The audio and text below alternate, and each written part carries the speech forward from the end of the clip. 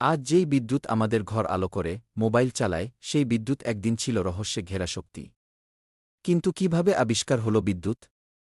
চলুন যাই কয়েকশো বছর পেছনে। খ্রিস্টপূর্ব 600 সালে গ্রিসের থেলিস লক্ষ্য করলেন, অ্যাম্বার নামের বস্তু পশম দিয়ে ঘষলে হালকা জিনিসপত্র আকর্ষণ করে।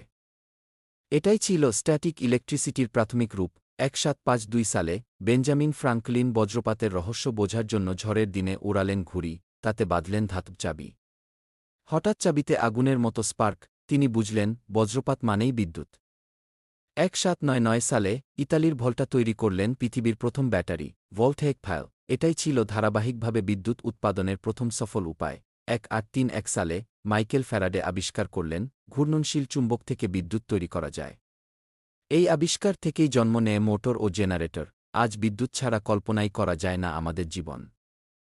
আমরা যাই করি, তার পেছনে আছে বহু বিজ্ঞানীর শত বছরের চেষ্টা। বিদ্যুৎ কেবল এক আবিষ্কার নয়, এটি সভ্যতার গতিপথ বদলে দিয়েছে। বিদ্যুৎ কেবল এক আবিষ্কার নয়, এটি সভ্যতার গতিপথ বদলে দিয়েছে। এখন তোমার পালা। হয়তো তোমার একটা প্রশ্ন থেকেই তৈরি হবে ভবিষ্যতের নতুন কোনো শক্তি। ভিডিও ভালো লাগলে লাইক, শেয়ার আর সাবস্ক্রাইব করতে ভুলো না।